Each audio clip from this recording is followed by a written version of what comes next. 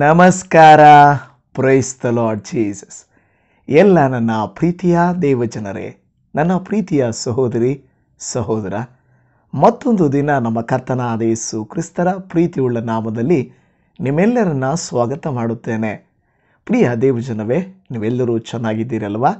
ಕರ್ತನ ಕೃಪೆಗಾಗಿ, ಆತನ ಸಹಾಯಕ್ಕಾಗಿ ನಾನು ನಿಮ್ಮ ಪರವಾಗಿ ದೇವರಿಗೆ ಸ್ತೋತ್ರ ಮಾಡುತ್ತೇನೆ.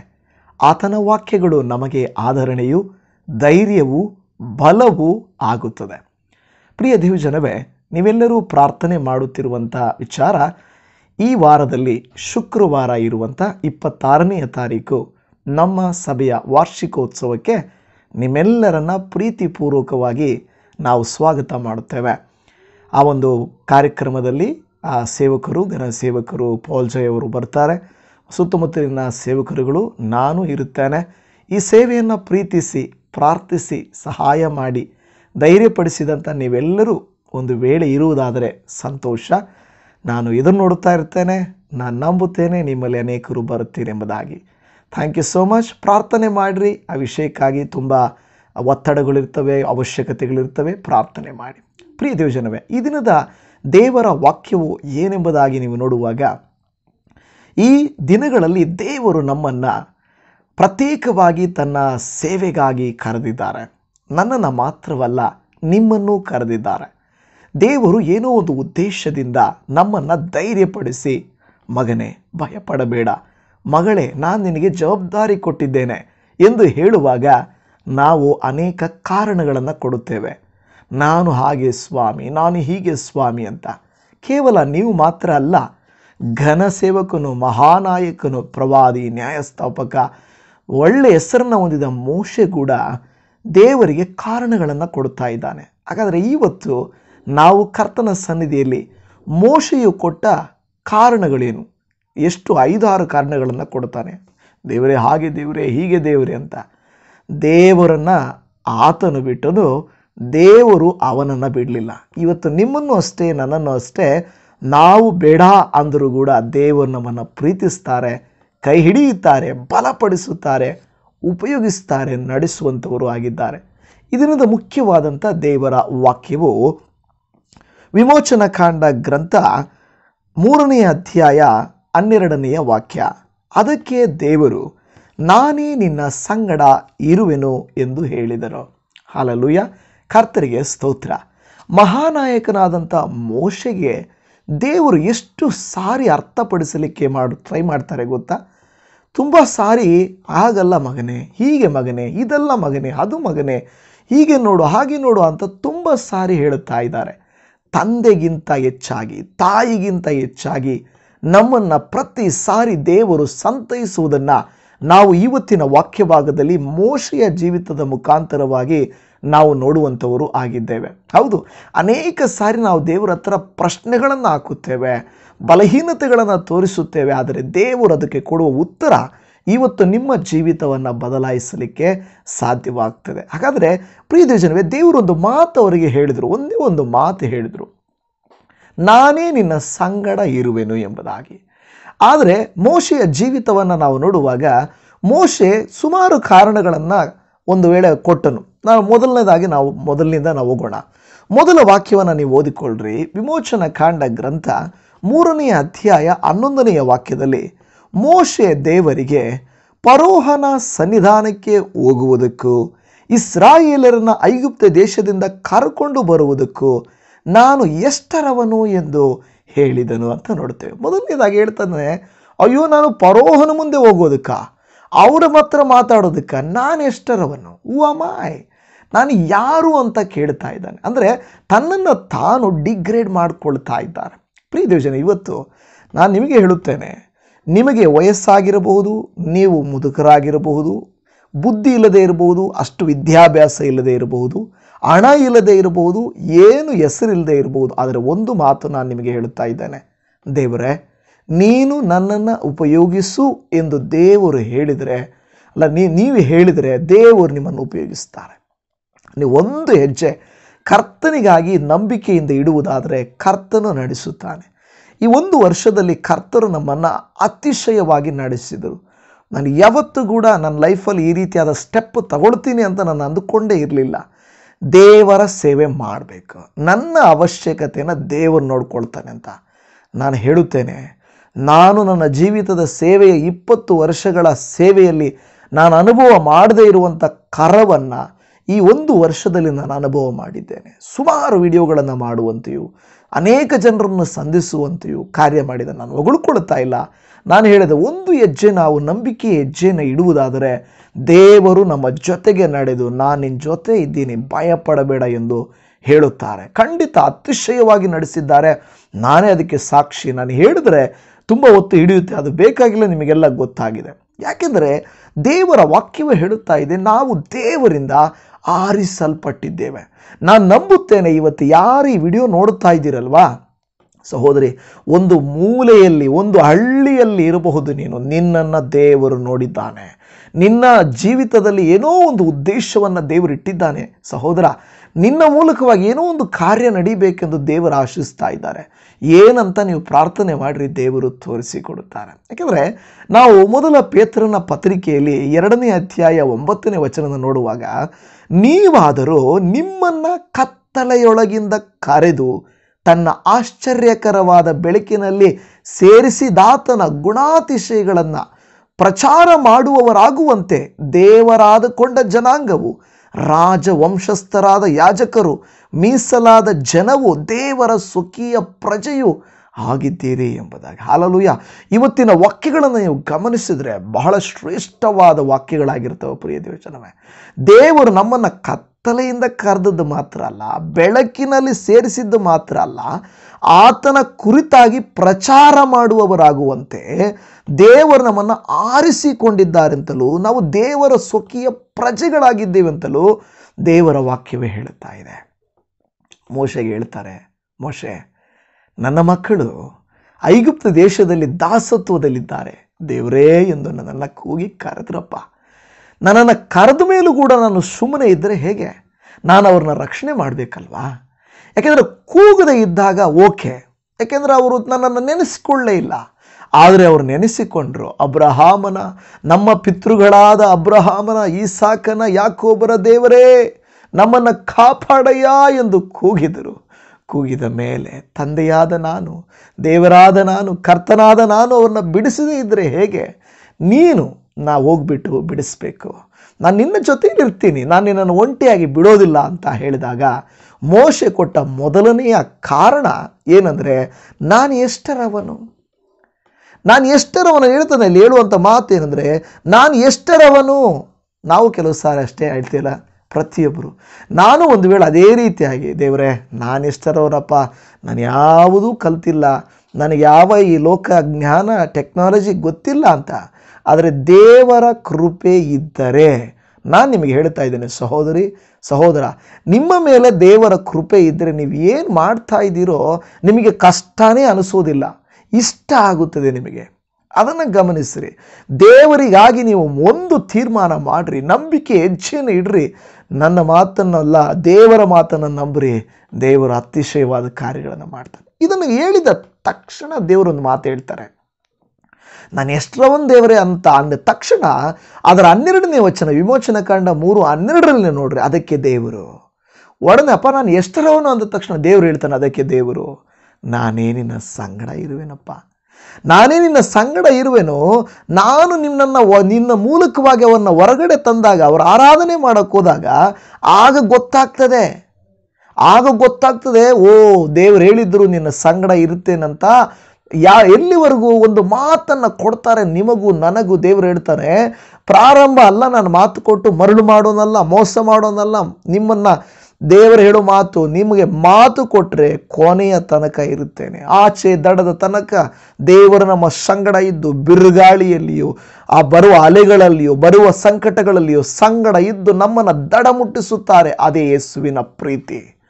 ಬೇರೆಯವರ ರೀತಿಯಲ್ಲಿ ಕಾಲಕ್ಕೆ ಒಂದು ಸಾರಿ, ಒಂದು ವಾತಾವರಣಕ್ಕೆ ಒಂದು ಸಾರಿ ಬದಲಾಗುವ ದೇವರಲ್ಲ. ಇವತ್ತಿದ್ದು 3 ತಿಂಗಳಿಗೆ ಇಲ್ಲದೆ ಹೋಗುವ ದೇವರಲ್ಲ. ನಿರ್ಜೀವವಾಗಿ ಪ್ರಾಣವನ್ನು ನನಗೆ ಪ್ರತಿಷ್ಠಾಪನೆ ಮಾಡ್ರಿ ಅಂತ ಹೇಳುವ ದೇವರಲ್ಲ. ಆತನು ಜೀವಿಸುವ ಆತನಾಗಿದ್ದಾನೆ. ಆ ದೇವರನ್ನು ಆರಾಧಿಸುವ ನಾವು. ಅದು ಇಮ್ಮಿಡಿಯೇಟಾಗಿ ಹೇಳ್ತಾರೆ, ಯಾಕೆ ಅದಕ್ಕೆ ದೇವ್ರ ವಾಕ್ಯ ನಮಗೆ ನೆನಪು ಮಾಡ್ತದಲ್ವಾ. ರೋಮಾಪುರದವ್ರಿಗೆ 8:13 ಹಾಗಾದರೆ ನಾವೇನು ಹೇಳೋಣ ಈ ವಿಷಯಗಳಲ್ಲಿ? ನೀವು ಏನು ಹೇಳ್ತೀರಾ? ನಾವು ಏನು ಹೇಳೋಣ? ದೇವರು ನಮ್ಮ ಕಡೆ ಇದ್ದರೆ ನಮ್ಮನ್ನು ಎದುರಿಸುವವರು ಯಾರು? ದೇವರೇ ನಾನು ನಿನ್ನ ಸಂಗಡ ಇರ್ತೀನಿ ಅಂತ ಹೇಳುವಾಗ ನಿಮ್ಮನ್ನು ಎದುರಿಸೋರು ಯಾರು ಅಂತ ದೇವರ ವಾಕ್ಯ ನಮಗೆ ಹೇಳ್ತಾ ಇದೆ. ಇವತ್ತು ಒಂದು ಮಾತನ್ನು ನಂಬ್ರಿ, ದೇವರು ನಿಮ್ಮ ಸಂಗಡ ಇದ್ದರೆ ನಿಮ್ಮನ್ನು ಎದುರಿಸುವವರು ಯಾರು? ಓಕೆ, ಎರಡನೇ ಕಾರಣಕ್ಕೆ ನಾವು ಓದಬೇಕಾದ್ರೆ ವಿಮೋಚನ ಕಾಂಡ 3ನೇ ಅಧ್ಯಾಯ 13ನೇ ವಚನಕ್ಕೆ ಹೋಗುವಾಗ ಎರಡನೆಯ ಕಾರಣವನ್ನು ಕೊಡ್ತಾ ಇದ್ದಾನೆ. ಮೋಶೆ ದೇವರಿಗೆ, ನಾನು ಇಸ್ರಾಯೇಲರ ಬಳಿಗೆ ಬಂದು ನಿಮ್ಮ ಪಿತೃಗಳ ದೇವರು ನನ್ನನ್ನು ನಿಮ್ಮ ಬಳಿಗೆ ಕಳುಹಿಸಿದ್ದಾನೆಂದು ಹೇಳಿದಾಗ ಒಂದು ವೇಳೆ ಅವರು ಆತನ ಹೆಸರೇನೆಂದು ನನ್ನನ್ನು ಕೇಳಿದರೆ ನಾನೇನು ಉತ್ತರ ಕೊಡಬೇಕು ಅಂತ ಕೇಳ್ತಾ ಇದ್ದಾನೆ. ಹೇಳ್ತಾ ಇದ್ದಾನೆ 13ನೇ ವಾಕ್ಯದಲ್ಲಿ, ನಾನೇನು ಉತ್ತರ ಕೊಡಬೇಕು? ಕ್ವಶನ್ ಕೇಳಿದ್ರೆ ನಾನೇನು ಉತ್ತರ ಕೊಡಬೇಕು? ನಿಮಗೂ ನನಗೂ ಇದೇ ಅನ್ನಿಸ್ತದಲ್ವ? ಇಮಿಡಿಯೇಟಾಗಿ ನಾನು ಸುವಾರ್ತೆ ಹೇಳಬೇಕು, ಅವರು ಏನಾದರೂ ನನ್ನ ಕ್ವಶನ್ ಕೇಳಿದ್ರೆ ಭಯ ಪಡಬೇಡಿ, ದೇವರು ನಿಮ್ಮ ಸಂಗಡ ಇರ್ತಾನೆ. ಏನು ಮಾತನಾಡಬೇಕು ಅನ್ನೋದು ದೇವರಿಲ್ಲ. ವಾಕ್ಯ ಹೇಳ್ತದೆ, ಯಾವಾಗ ಈ ಮಾತು ಹೇಳುತ್ತಾನೆ ಒಡನೆ ದೇವರೊಂದು ಮಾತು ಹೇಳ್ತಾನೆ. 14ನೇ 15ನೇ ವಾಕ್ಯದಲ್ಲಿ ದೇವರು ಅವನಿಗೆ ಇಮಿಡಿಯೇಟಾಗಿ ಹೇಳ್ತಾನೆ. ಕ್ವಶನ್ ಕೇಳಿದೆ ತಾನೇ ನೀನು? ದೇವರು ಅವನಿಗೆ ಹೇಳ್ತಾ ಇದ್ದಾನೆ, ಇರುವಾತನೇ ಆಗಿದ್ದೇನೆ, ನೀನು ಇಸ್ರಾಯೇಲರಿಗೆ ಇರುವಾತನೆಂಬವನು ನನ್ನನ್ನು ನಿಮ್ಮ ಬಳಿಗೆ ಕಳುಹಿಸಿದನೆಂದು ಹೇಳಬೇಕು. ದೇವರು ಮೋಶೆಗೆ ಮತ್ತೂ ಹೇಳಿದ್ದೇನೆಂದರೆ, ನೀನು ಇಸ್ರಾಯೇಲರಿಗೆ ನಿಮ್ಮ ಪಿತೃಗಳಾದ ಅಬ್ರಹಾಂ, ಈಸಾಕ್, ಯಾಕೋಬರ ದೇವರಾಗಿರುವ ಯೆಹೋವನು ನನ್ನನ್ನು ನಿಮ್ಮ ಬಳಿಗೆ ಕಳುಹಿಸಿದ್ದಾನೆ ಎಂದು ಹೇಳಬೇಕು. ಇದು ಸದಾಕಾಲಕ್ಕೂ ನನ್ನ ಹೆಸರು, ಇದು ತಲಾಂತರಕ್ಕೂ ನನ್ನನ್ನು ಸ್ಮರಿಸಬೇಕಾದಂಥ ನಾಮ ಎಂದು ಹೇಳುತ್ತಾ ಇದೆ. ಅಂದರೆ ದೇವರು ಹೇಳ್ತಾ ಇದ್ದಾರೆ, ಸ್ಪಷ್ಟವಾಗಿ ಹೇಳ್ಕೊಡ್ತಾ ಇದ್ದಾರೆ. ನಾನೇನು ಹೇಳಬೇಕು ಅವ್ರಿಗೆ ಅಂತ ಹೇಳಿದಾಗ, ಇರುವಾತನೇ ಅಂತ ಹೇಳು, ಕ್ಲಿಯರ್ ಆಗಿ ಹೇಳು. ನಿಮ್ಮ ಪಿತೃಗಳ ದೇವರು ಅಬ್ರಹಾಂ, ಈಸಾಕ್, ಯಾಕೋಬರ ದೇವರು. ಅಂದರೆ ಕಳೆದ ಕಾಲಗಳಲ್ಲಿ ಇದ್ದ ಕಾರ್ಯಗಳನ್ನು ಕರ್ತನು ಮೋಶೆಗೆ ಹೇಳ್ಕೊಡ್ತಾ ಇದ್ದಾನೆ. ಇವತ್ತು ರಹಸ್ಯವಾದ ಗೂಢಾರ್ಥಗಳನ್ನು ಯಾರಾದರೂ ನಿಮ್ಮನ್ನು ಪ್ರಶ್ನೆ ಕೇಳಿದರೆ ಆತ್ಮನು ನಿಮಗೆ ಅಲ್ಲಿಯೇ ಎಬ್ಬಿಸಿ ಹೇಳಿಸುತ್ತಾರೆ. ನಿನ್ನ ಕೈಯಲ್ಲಿ ಅತಿಶಯವಾದ ಮಾತುಗಳು ಬರುವಂತೆ ಮಾಡ್ತಾರೆ. ಸೊ ಎರಡು ಕಾರಣಗಳನ್ನು ಹೇಳಿದರು. ಓಕೆ, ಈಗ ಮೋಶೆ ತಿರುಗಿ ದೇವರು ಹೇಳ್ತಾನೆ, ಹೋಗು ಮಗನೇ ಅಂದರೆ ಮತ್ತೆ ಹೇಳ್ತಾನೆ. ವಿಮೋಚನ ಕಾಂಡ 4ನೇ ಅಧ್ಯಾಯ 1ನೇ ವಚನಕ್ಕೆ ಬಂದಾಗ ಅದಕ್ಕೆ ಮೋಶೆ, ಚಿತ್ತೈಸು, ಅವರು ನನ್ನನ್ನು ನಂಬುದೇ ನನ್ನ ಮಾತಿಗೆ ಕಿವಿಗೊಡದೆ ಹೋದಾರು, ಯೆಹೋವನು ನಿನಗೆ ಕಾಣಿಸಿಕೊಂಡೇ ಇಲ್ಲವೆಂದು ಹೇಳಾರು ಎನ್ನಲು. ನಿನಗೆ ಕಾಣಿಸ್ಕೊಂಡಿದ್ದೀನಿ ಅಂತ ಹೇಳ್ಬೋದು. ಅವ್ರು ಹೇಳ್ತಾರೆ, ನಿನಗೆ ಕಾಣಿಸ್ಕೊಂಡೇ ಇಲ್ಲಪ್ಪ. ಹೇಳ್ತಾರೆ, ನನ್ನ ಮಾತಿಗೆ ಕಿವಿಗೊಡದೆ ಹೋದರೆ ಏನು ಮಾಡೋದು? ನಾನು ಹೇಳ್ತೀನಿ, ನನಗೆ ಕಾಣಿಸ್ಕೊಂಡ್ರು, ನನ್ನ ಹತ್ರ ಮಾತಾಡಿದ್ರು, ನನಗೆ ಹೇಳಿದ್ರು, ನಿಮಗೆ ಕಾಣಿಸ್ಕೊಂಡಿಲ್ಲ ಅಂತ ಹೇಳಿದರೆ ನಾನು ಏನು ಮಾಡೋದು ಅಂತ ಅವರು ಮತ್ತೆ ಕೇಳುವಾಗ ಮತ್ತೆ ಹೇಳ್ತಾನೆ. ಮತ್ತೆ ಏನು ಮಾಡ್ತಾರೆ ಅಂದರೆ 3 ವಿಧವಾದಂಥ ಸೂಚನೆಗಳನ್ನು, ಚಿಹ್ನೆಗಳನ್ನು ದೇವರು ತೋರಿಸಿಕೊಡುತ್ತಾರೆ. ನೀನು ನೋಡೇ ಇಲ್ಲ ಅಂತ ಹೇಳ್ತಿದ್ದರೆ ನಾನು ಇದನ್ನು ಮಾಡಿ ಅವರಿಗೆ ತೋರಿಸು, ಅವರು ನಂಬ್ತಾರೆ. ಏನು ಮಾಡಬೇಕು? ಮೊದಲನೇದು, ಅವನೇನು ಮಾಡ್ತಾನೆ, ಯೆಹೋವನವನಿಗೆ ನಿನ್ನ ಕೈ ಚಾಚಿ ಅದರ ಬಾಲವನ್ನು ಹಿಡಿ. ಒಂದು ಕೋಲನ್ನು ಹಾಕಿದಾಗ ಅದು ಹಾವಾಗುತ್ತೆ, ಅದನ್ನು ಬಾಲವನ್ನು ಹಿಡಿ ಎಂದು ಹಿಡಿದಾಗ ಅದು ಕೋಲಾಯಿತು. ಮತ್ತೆ ಯೆಹೋವನವನನ್ನು ನಿನ್ನ ಕೈಯನ್ನು ಉಡಿಯಲ್ಲಿ ಇಟ್ಟುಕೋ ಎಂದು ಉಡಿಯಲ್ಲಿ ಹಾಕಿದಾಗ ಅವನು ಉಡಿಯಿಂದ ಇಟ್ಟುಕೊಂಡು ಹೊರಗೆ ತೆಗೆಯಲು ತೊನ್ನು ಹತ್ತಿ ಹಿಮದಂತೆ ಬೆಳ್ಳಗಾಗಿತ್ತು. ಯೆಹೋವನು ಮತ್ತೆ ತಿರುಗಿ ನಿನ್ನ ಕೈ ಒಳಗಾಕಪ್ಪ ಅಂದಾಗ ಮತ್ತೆ ಆ ಕೈ ಏನಾಯ್ತು ಅಂದರೆ ಮೊದಲು ಎದ್ದ ಹಾಗೆ ಆಯಿತು. ಆಮೇಲೆ ಏನು ಮಾಡ್ತಾನೆ, 3ನೇದಾಗಿ ಈ 2 ಮಾತ್ಕಾರ್ಯಗಳನ್ನು ಅವರು ಮನಸ್ಸಿಗೆ ತೆಗೆದುಕೊಳ್ಳದೆಯೂ ನಿನ್ನ ಮಾತನ್ನು ನಂಬದೆಯೂ ಹೋದರೆ ನೀನು ನೈಲ್ ನದಿಯ ನೀರಿನಿಂದ ತೆಗೆದುಕೊಂಡು ಒಣಗಿದ ನೆಲದಲ್ಲಿ ಸುರಿಯಬೇಕು, ಆಗ ನೆಲದಲ್ಲಿ ಸುರಿದ ನೀರು ರಕ್ತವಾಗುವುದು ಎಂದು ಹೇಳಿದರು. ದೇವರು ಎಷ್ಟು ಸ್ಪಷ್ಟವಾಗಿ ಮೋಶೆಗೆ ಹೇಳ್ಕೊಡ್ತಾ ಇದ್ದಾನಂತ ಹೇಳಿದರೆ, ಒಂದೊಂದು ಪ್ರಶ್ನೆ ಅವನು ಕೇಳಪ್ಪ, ನನ್ನ ಕೈಯಲ್ಲಾಗಲ್ಲ, ನಾನೇನು ಮಾಡಲಿ ಅಂತ ಹೇಳುವಾಗ ದೇವರು ಹೇಳಿಕೊಡ್ತಾ ಇದ್ದಾರೆ. ಇವತ್ತು ನನ್ನ ಪ್ರಿಯ ಸಹೋದರಿ ಸಹೋದರ, ನೀವು ನಾನು ಆರಿಸಲ್ಪಟ್ಟಿದ್ದೇವೆ. ಏನಕ್ಕೆ? ಆತನ ಗುಣಾತಿಶಯಗಳನ್ನು ಪ್ರಚುರಪಡಿಸುವುದಕ್ಕೆ.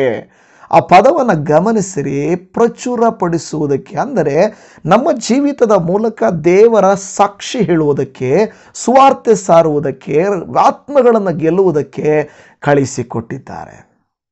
ಒಂದು ವೇಳೆ ಪ್ರೀತಿಯ ದೇವಜನವೇ, ಒಂದು ವೇಳೆ ನೀವು ಆರಿಸಲ್ಪಟ್ಟಿದೆ, ಎಲ್ಲೋ ಇದ್ದೀರಾ, ಅಯ್ಯೋ ರಮೇಶ್ ಪಾಸ್ಟರ್ ಎಲ್ಲೋ ಕೂತ್ಕೊಂಡು ವಾಕ್ಯ ಹೇಳ್ತಾರೆ, ನಾವೇನು ಅವ್ರ ಮಾತುಗಳಿಗೆ ಕಿವಿಗೊಡೋದು? ನಾವು ಇನ್ವೈಟ್ ಮಾಡ್ತೀನಿ, ನಾನು ಈ ಸೇವೆಗಾಗಿ ಪ್ರಾರ್ಥನೆ ಮಾಡಿರಿ ಅಂತೀನಿ, ಪ್ರಾರ್ಥನಾ ಗುಂಪುಗಳಲ್ಲಿ ಸೇರ್ರಿ ಅಂತೀನಿ. ಎಷ್ಟೋ ಜನ ಸ್ಪಂದಿಸೋದೇ ಇಲ್ಲ. ದೇವಜನವೇ, ಕನಿಷ್ಠ ಆನ್ಲೈನಲ್ಲಾದರೂ ನೀವು ಮಾಡಲಿಕ್ಕೆ ನಿಮಗೆ ಮನಸ್ಸಿಲ್ಲದೆ ಹೋದರೆ, ಈ ಸೇವೆಗಾಗಿ ಪ್ರಾರ್ಥಿಸುವುದಕ್ಕೆ ಮನಸ್ಸಿಲ್ಲದೆ ಹೋದರೆ ಎಂಥ ಸ್ವಲ್ಪ ದುಃಖ ಆಗ್ತದೆ. ಯಾಕೆಂದರೆ ಒಬ್ಬೊಬ್ಬರನ್ನ ಹೋರಾಟ ಮಾಡಲಿಕ್ಕಾಗಲ್ಲ. ಪ್ರಿಯ ದೇವಜನವೇ, ನಮ್ಮ ಕರ್ತವ್ಯ ನಾವು ಮಾಡ್ತಾ ಇದ್ದೀವಿ, ನಿಮ್ಮ ಕರ್ತವ್ಯನೂ ಇದೆಯಲ್ವಾ? ನೀವು ದೇವರನ್ನು ಪ್ರಚುರಪಡಿಸ್ಬೇಕಲ್ವಾ? ಮೋಶೆಯ ಹಾಗೆ ಇವತ್ತು ನೀವು ಕೂಡ ಕುಂಟು ನೆಪಗಳನ್ನು ಹೇಳ್ತಾ ಇದ್ದೀರಾ? ವಾಕ್ಯವನ್ನು ಕೇಳುತ್ತಾ ಪ್ರತಿದಿನ ಬಂದ ಪುಟ್ಟ ಓದ ಪುಟ್ಟ ಅಂತೇಳಿ, ಕೇಳಿಸ್ಕೊಂಡೆ ಪುಟ್ಟ ಬಿಟ್ಟೆ ಪುಟ್ಟ ಅಂತೇಳಿ ಹೋಗ್ತಾ ಇದ್ದೀರಾ? ಆ ರೀತಿಯಾಗಿ ಇಲ್ಲ ತಾನೇ ನೀವು? ಹಾಗಾದರೆ ಮೋಶೆ ಹೇಳ್ತಾ ಇದ್ದಾನೆ, ಒಂದೊಂದು ಕಾರಣಗಳನ್ನು ಹೇಳ್ತಾ ಇದ್ದಾನೆ. ಅಪ್ಪ, ನಾನು ಎಷ್ಟರವನು ಸ್ವಾಮಿ ಅಂತ ಇದ್ದಾನೆ, ನಾನು ಅವರಿಗೆ ಏನಂತ ಉತ್ತರ ಕೊಡಬೇಕು ಸ್ವಾಮಿ ಅಂತ ಹೇಳ್ತಾ ಇದ್ದಾನೆ. ಒಂದು ವೇಳೆ ನನ್ನ ಮಾತಿಗೆ ಅವರು ಕಿವಿಗೊಡದೆ ಹೋದರೆ ಏನು ಮಾಡಬೇಕು ದೇವರೇ ಅಂತ ಹೇಳ್ತಾ ಇದ್ದಾನೆ. ಇದೆಲ್ಲದಕ್ಕೂ ದೇವರು ಉತ್ತರ ಕೊಟ್ಟರು. ಆನಂತರ ಅಷ್ಟಕ್ಕೆ ನಿಲ್ಲಲಿಲ್ಲ. ನಾವು ವಿಮೋಚನಕಾಂಡ ಗ್ರಂಥ 4ನೇ ಅಧ್ಯಾಯ 10ನೇ ವಾಕ್ಯವನ್ನು ನೋಡುವಾಗ, ಆದರೆ ಮೋಶೆಯ ಯೆಹೋವನಿಗೆ ತಿರುಗಿ ಸ್ಟಾರ್ಟ್ ಮಾಡ್ತಾ ಇದ್ದಾನೆ, ಸ್ವಾಮಿ, ನಾನು ಮೊದಲಿನಿಂದಲೂ ಇಷ್ಟೆಲ್ಲ ಹೇಳಿದ ಮೇಲೆ, ನಾನು ಮೊದಲಿನಿಂದಲೂ ನೀನು ದಾಸನ ಸಂಗಡ ಮಾತನಾಡಿದ ಮೇಲೆಯೂ ವಾಕ್ಚಾತುರ್ಯವಿಲ್ಲದವನು, ನನ್ನ ಮಾತು ನಾಲಿಗೆಯು ಮಂದವಾಗಿವೆ ಎಂದು ಹೇಳಲು ಯೆಹೋವನು ಅವನಿಗೆ. ಇಷ್ಟೆಲ್ಲ ಮಾತಾಡಿದೆಯಾ? ಸರಿಯಪ್ಪ, ನಾನು ಒಪ್ಕೊಳ್ತೀನಿ. ಇಷ್ಟೆಲ್ಲ ಮಾತಾಡಿದ ಮೇಲೆ ನಿನಗೆ ಅರ್ಥ ಆಯ್ತಾ ಇಲ್ವಾ? ನಾನು ಸ್ವಲ್ಪ ಉತ್ತರ ಕೊಡೋಕ್ಕೆ, ಕ್ವಶನ್ ಕೇಳೋಕ್ಕೆ ನಾನು ತೊದಲ್ತಾ ಇದ್ದೀನಿ ತಾನೇ? ಸರಿಯಾಗಿ ನಾನು ಮಾತಾಡೋಕ್ಕೆ ಬರ್ತಾ ಇಲ್ಲ ತಾನೇ? ಮೋಶೆ ಹೇಳ್ತಾ ಇರೋ ಮಾತು, ಏನೋ ಒಂದು ಕಾರಣ ಹೇಳಿ ತಪ್ಪಿಸ್ಕೊಳ್ಬೇಕು. ಏನೋ ಒಂದು ರೀಸನ್, ಏನೋ ಒಂದು ಹೇಳಬೇಕು. ನನ್ನ ಹೋಗಲ್ಲ ಅಂತ ಮನಸ್ಸಿದ್ರೆ ಕಾರಣಗಳು ಎಷ್ಟೋ ಇರ್ತವೆ. ಇವತ್ತು ನಾನು ಕೇಳ್ತೇನೆ, ನೀವು 26ನೇ ತಾರೀಕು ಮೀಟಿಂಗ್ ಬರಲ್ಲ ಅನ್ನೋದಾದರೆ ಎಷ್ಟು ಕಾರಣಗಳನ್ನು ಹೇಳ್ತೀರಾ? ಕೆಲವರು ಹೇಳ್ತೀರಾ, ತುಂಬ ದೂರ ಪಾಸ್ಟ್ರೆ, ನನಗೆ ಟ್ರಾವೆಲ್ ಮಾಡೋಕ್ಕಾಗಲ್ಲ ಪಾಸ್ಟ್ರೆ, ನಮ್ಮ ಚರ್ಚಲ್ಲಿ ಪ್ರೇಯರ್ ಇದೆ ಪಾಸ್ಟ್ರೆ, ಅಯ್ಯೋ ನಾವು ಬಂದರೆ ಗೊತ್ತಾಗಲ್ಲ ಪಾಸ್ಟ್ರೆ. ಈ ಥರ ಲೆಕ್ಕ ಇಟ್ಕೊಂಡು ಹೋದರೆ ತುಂಬ ಕಾರಣಗಳನ್ನು ನೀವು ಹೇಳ್ಬೋದು. ನಾನು ದೂಷಿಸ್ತಾ ಇಲ್ಲ, ಐ ಆಮ್ ಸಾರಿ. ನಿಮ್ಗೆ ಇಷ್ಟ ಇದ್ದರೆ ಬನ್ನಿ, ಇಲ್ಲ ಅಂದರೆ ಓಕೆ. ಆದರೆ ನಾವು ಕರಿತೀವಿ, ಅದು ನಮ್ಮ ಜವಾಬ್ದಾರಿ. ಯಾಕೆಂದರೆ 4 ವರ್ಷಗಳಿಂದ ಈ ಚಾನಲಲ್ಲಿ ವಾಕ್ಯಗಳನ್ನು ಕೇಳಿಸ್ಕೊಳ್ತಾ ಇರ್ತಿದ್ದೆ. ವರ್ಷಕ್ಕೆ ಒಂದು ಸಾರಿ ಒಂದು ಕಡೆ ನೋಡಬೇಕೆಂಬುದು ನಮ್ಮ ಆಸೆ. ಅದು ಆಸೆ ತುಂಬ ಜನರು ಈ ಕಡೆ ಇರೋದರಿಂದ ನಾವು ಈ ಕಡೆ ಅರೇಂಜ್ ಮಾಡಿದ್ದೇವೆ. ಸೊ ನೀವು ಬಂದರೆ ಸಂತೋಷಿಸ್ತೇವೆ. ಇಲ್ಲಿ ಹೇಳ್ತಾ ಇರೋಂಥ ಮಾತು, ನಾನು ವಾಕ್ಚಾತುರ್ಯವಿಲ್ಲದವನು. ಇದಕ್ಕೆ ದೇವರೇನು ಹೇಳ್ತಾರೆ? 12ನೇ ವಚನಕ್ಕೆ ಹೋದಾಗ ದೇವರು ಹೇಳ್ತಾರೆ, ಈಗಿರುವುದರಿಂದ ನೀನು ಹೊರಟು ಹೋಗಪ್ಪ, ನಾನು ನಿನ್ನ ಬಾಯಿಗೆ ಸಹಾಯವಾಗಿದ್ದು ನೀನು ಮಾತನಾಡಬೇಕಾದದ್ದನ್ನು ಬೋಧಿಸುವೆನು ಎಂದು ಹೇಳಿದನು. ನೋಡಿ, ದೇವರು ಒಂದೊಂದು ಅವನ ಪ್ರಶ್ನೆಗೆ, ಅವನು ಕೊಡುವಂಥ ಕುಂಟು ನೆಪಕ್ಕೆ, ಕಾರಣಕ್ಕೆ ದೇವರು ಉತ್ತರ ಕೊಡ್ತಾ ಇದ್ದಾನೆ. ಒಂದು ತಂದೆ ಮಗುವನ್ನು ಸಂತೈಸುವಂತೆ, ದೇವರು ಭಕ್ತನನ್ನು ಸಂತೈಸುವಂತೆ ನೀನು ಹೋಗಬೇಕು. ಇವತ್ತು ನಾನು ಎಷ್ಟೋ ಸಾರಿ ದೇವರನ್ನ ಬಿಟ್ಟು ಹೋಗುವಾಗ ದೇವರು ಎಷ್ಟು ಪ್ರೀತಿಯಿಂದ ನಮ್ಮನ್ನು ಮತ್ತೆ ಸೆಳೆದುಕೊಂಡು ಕರೆದಿಲ್ವಾ? ನಾವು ಅಂದ್ಕೊಳ್ತೇವೆ, ಅಯ್ಯೋ ಸಾಕಾಯಿತು, ನಮ್ಮ ಮನೆಯಲ್ಲಿ ಒಪ್ತಾ ಇಲ್ಲ, ನನಗೆ ಆ ಕಡೆ ಈ ಕಡೆ. ಬಟ್ ದೇವರು ನಿಮ್ಮನ್ನು ಬಿಡಲಿಲ್ಲ. ಪದೇ ತನ್ನ ಪ್ರೀತಿ ನಿಮ್ಮನ್ನು ಸೆಳೆದುಕೊಳ್ತಾ ಇದೆ. ಮೋಶೆ ಎಷ್ಟು ಕುಂಟು ನೆಪಗಳನ್ನು ಕೊಡುತ್ತಿದ್ದರೂ ಕೂಡ ದೇವರು ಅವನನ್ನು ಕೈ ಬಿಡಲಿಲ್ಲ, ಬಿಟ್ಟು ಬಿಡಲಿಲ್ಲ. ಯಾಕೆಂದರೆ ದೇವರು ಹೇಳ್ತಾರೆ, ನಾನು ನಿನ್ನ ಆರಿಸ್ಕೊಂಡಿದ್ದೀನಪ್ಪ, ನಿನಗೆ ಯಾಕೆ ಭಯಪಡಬೇಡ, ನಾನು ನಿನ್ನ ಜೊತೆ ಇದ್ದೀನಿ ತಾನೆ, ನಿನ್ನ ಸಂಗಡ ಇದ್ದೀನಿ ತಾನೆ ಅಂತ ಹೇಳ್ತಾ ಇದ್ದಾನೆ. ಇವತ್ತು ಕುಟುಂಬದ ವಿಚಾರದಲ್ಲಿ, ಮದುವೆಯ ನಿಮ್ಮ ಬಾಂಧವ್ಯದ ವಿಚಾರದಲ್ಲಿ, ಮಕ್ಕಳ ಪೋಷಣೆಯ ವಿಚಾರದಲ್ಲಿ, ನಿಮ್ಮ ಭವಿಷ್ಯದ ಕುರಿತಾಗಿ ನೀವು ಚಿಂತೆ ಮಾಡ್ತಾ ಇದ್ದೀರಾ? ದೇವರು ಒಂದೇ ಮಾತು ಹೇಳ್ತಾ ಇದ್ದಾರೆ, ನೀನು ನನ್ನನ್ನು ನಂಬಿದೀಯಾ, ನಾನು ನಿನ್ನ ಸಂಗಡ ಇರ್ತೇನೆ ಅಂತ. ಉಳಿದ ಕಾರ್ಯಗಳನ್ನು ದೇವರು ನೋಡ್ಕೊಳ್ತಾನೆ. ಅದೆಲ್ಲವನ್ನು ದೇವರಿಗೆ ಬಿಡ್ರಿ, ದೇವರ ಕೈಯಲ್ಲಿ ಒಪ್ಪಿಸಿಕೊಡ್ರಿ. ನೀವು ದೇವರ ನಾಮವನ್ನು ಪ್ರಚುರಪಡಿಸ್ಬೇಕು. ಹೇಗೆ ಪ್ರಚುರಪಡಿಸ್ತೀರಾ? ವಾಕ್ಯ ಕೇಳಿದ್ವಾ, ಸಾಕು, ನಾವೇನು ಮಾಡೋಕ್ಕೋಗಲ್ಲ. ಆ ರೀತಿಯಾಗಿ ಇರಬಾರ್ದು. ಇನ್ನು ಕೆಲವು ಕಾರಣಗಳನ್ನು ನಾವು ನೋಡುವಾಗ ಮತ್ತೆ ಮೋಶೆ ಇನ್ನೊಂದು ಕಾರಣವನ್ನು ಕೊಡ್ತಾ ಇದ್ದಾನೆ. ವಿಮೋಚನಕಾಂಡ 4ನೇ ಅಧ್ಯಾಯ 13ನೇ ವಚನದಲ್ಲಿ ಅದಕ್ಕೆ ಮೋಶೆ, ಸ್ವಾಮಿ, ಈ ಕಾರ್ಯಕ್ಕೆ ಬೇರೊಬ್ಬನನ್ನು ನೇಮಿಸಬೇಕು ಎನ್ನಲು. ಇಷ್ಟು ಮಾತಾಡಿದ ಮೇಲೇನು ನಾನು ನಂಬ್ತಾರ, ನನ್ನ ಮಾತು ಕೇಳ್ತಾರ, ನಾನು ಬಾಯಿ ತೋದಲಿದ್ದೀನಿ, ನಾನು ಎಷ್ಟರವನು, ಇದೆಲ್ಲ ಹೇಳಿದ ಮೇಲೆ, ಸ್ವಾಮಿ ನನಗೇನು ಇದು ಸರಿ ಬೀಳ್ತಾ ಇಲ್ಲ, ಬೇರೊಬ್ಬರನ್ನ ಕಳಿಸು. ಕೆಲವು ಸಾರಿ ಹೀಗೆ ಹೇಳ್ತಾರೆ, ಕೆಲವು ಸಾರಿ ಹೇಳ್ತಾರೆ, ಪಾಸ್ಟ್ರೆ ಅವರು ತರ್ತಾರೆ ಬಿಡಿ ಪಾಸ್ಟ್ರೆ, ನಾವು ಬರೋಕ್ಕಾಗಲ್ಲ ಪಾಸ್ಟ್ರೆ, ನಾವು ಮಾಡೋಕ್ಕಾಗಲ್ಲ. ನಾನು ಹೇಳ್ತಾ ಇರೋದು ಸೇವೆ ವಿಷಯದಲ್ಲಿ. ಯಾರೋ ಮಾಡ್ತಾರೆ ಅಂತ ಹೇಳ್ತಾ ಇದ್ರಿ, ಯಾರು ಮಾಡ್ತಾರೆ? ಇವತ್ತು ಇಲ್ಲಿಂದ ದಕ್ಷಿಣ ಭಾರತದಿಂದ ಉತ್ತರ ಭಾರತಕ್ಕೆ ಹೋಗ್ತಾರೆ ಕೆಲವರು. ಆದರೆ ನೋಡಿ, ಎಷ್ಟು ದೂರ ಆದರೂ ದೇವ ಭಕ್ತಿಯಿಂದ ಹೋಗ್ತಾರೆ. ಆದರೆ ನಮ್ಮ ಜನರು ಕೆಲವು ಸಾರಿ ಕೆಲವು ಕಾರ್ಯಗಳಿಗೆ ಸೇವೆ ಮಾಡಲಿಕ್ಕೆ, ಸಹಾಯ ಮಾಡಲಿಕ್ಕೆ, ಸಪೋರ್ಟಾಗಿ ನಿಲ್ಲಲಿಕ್ಕೆ ನಾವು ಹೋಗೋದಿಲ್ವಲ್ಲ. ಮೋಶೆ ಹೇಳ್ತಾನೆ, ಅಪ್ಪ ಸ್ವಾಮಿ, ಈ ಕೆಲಸಕ್ಕೆ ಬೇರೊಬ್ಬರನ್ನ ನೇಮಿಸು. ಬರೋ ವರ್ಷ ಬರ್ತೀವಿ ಪಾಸ್ಟ್ರೆ, ಈ ವರ್ಷ ಬಿಟ್ಬಿಡಿ ಪಾಸ್ಟ್ರೆ. ಸೊ ಈ ರೀತಿಯಾಗಿ ಮೋಶೆ ಅನೇಕ ಕಾರಣ, ದಯಮಾಡಿ ನಾನು ನಿಮಗೆ ಇದನ್ನು ಹೇಳಬೇಕಂತ ಈ ವಾಕ್ಯ ಸೆಲೆಕ್ಟ್ ಮಾಡಿಕೊಂಡಿಲ್ಲ. ನಾನು ಯಾವತ್ತೂ ದೇವರು ಯಾವ ವಾಕ್ಯ ನನಗೆ ನೆನಪು ಮಾಡಿದರೆ ಆ ವಾಕ್ಯವನ್ನು ನಿಮಗೆ ಸಂದೇಶ ಕೊಡ್ತೇನೆ. ದಯಮಾಡಿ ಬೇಸರ ಮಾಡಿಕೊಳ್ಬೇಡಿ, ಓಕೆನಾ. ಸೊ ಇವತ್ತು ನೀವು ನಾನು ಸೇವೆ ಮಾಡಲಿಕ್ಕೆ, ಆತನ ನಾಮ ಮಹಿಮೆ ಪಡಿಸಲಿಕ್ಕೆ, ಪ್ರಚುರಪಡಿಸಲಿಕ್ಕೆ ಏನಾದರೂ ಕಾರಣಗಳು ಕೊಡ್ತಾ ಇದ್ದರೆ ದೇವರು ಹೇಳ್ತಾನೆ, ನಾನು ನಿನ್ನ ಆರಿಸ್ಕೊಂಡಿದ್ದೀನಿ, ದಯಮಾಡಿ ಅದು ಇದು ಹೇಳಕ್ಕೆ ಹೋಗಬೇಡ, ನಾನು ನಿನ್ನ ಸಂಗಡ ಇರ್ತೀನಿ, ನಿನ್ನ ಕುಟುಂಬ ವಿಷಯದಲ್ಲಿ, ನಿನ್ನ ಅವಶ್ಯಕತೆ ವಿಷಯದಲ್ಲಿ ನಾನು ಪೂರೈಸ್ತೇನೆ. ಮತ್ತು 6:33 ಹೇಳಿದ ಹಾಗೆ, ನೀನು ಮೊದಲು ದೇವರ ರಾಜ್ಯಕ್ಕಾಗಿ ನೀತಿಗಾಗಿ ತವಕಪಡು, ಇವುಗಳು ಕೂಡ ಅವೆಲ್ಲ ನಿನಗೆ ಕೊಡ್ತೀನಿ ಅಂತ ದೇವರು ಹೇಳ್ತಾ ಇದ್ದಾರೆ. ಹಾಗಾದರೆ ಪ್ರಾರ್ಥನೆ ಮಾಡಿಕೊಳ್ಳೋಣ. ಯಾವ ರೀತಿ ದೇವರು ನಿಮ್ಮನ್ನು ಉಪಯೋಗಿಸಬೇಕು, ಯಾವುದಕ್ಕೆ ದೇವರು ಕರೆದಿದ್ದಾರೆ, ನಿಮ್ಮನ್ನು ಕರೆದಿರುವ ದೇವರು ನಿಮ್ಮನ್ನು ನಡೆಸುತ್ತಾನೆ.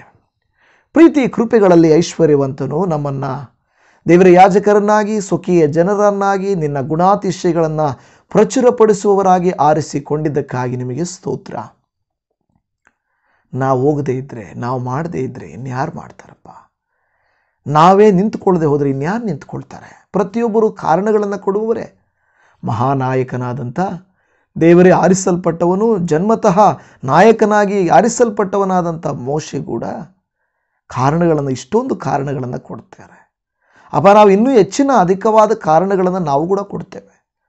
ಹೌದು ಸ್ವಾಮಿ, ಆದರೆ ಅಪ್ಪ ನೀವು ಹೇಳ್ತೀರ ಪ್ರೀತಿಯಿಂದ, ನೀನೇ ನನಗೆ ಆಗಿ ನಿಲ್ಲಲಿದೆ ಹೋದರೆ, ನೀನೇ ನನ್ನ ರಾಜ್ಯವನ್ನು ವಿಸ್ತಾರ ಮಾಡದೆ ಹೋದರೆ, ನೀತಿ, ನ್ಯಾಯ, ಧರ್ಮ, ಒಳ್ಳೆಯತನ, ಸತ್ಯ, ಸ್ವಾರ್ಥ ವಾಕ್ಯಕ್ಕಾಗಿ ನೀನು ನಿಲ್ಲದೆ ಹೋದರೆ, ಸೇವೆಗಳಿಗೆ ನೀನು ಸಪೋರ್ಟ್ ಮಾಡದೆ ಹೋದರೆ ಇನ್ಯಾರು ಮಾಡ್ತಾರೆ?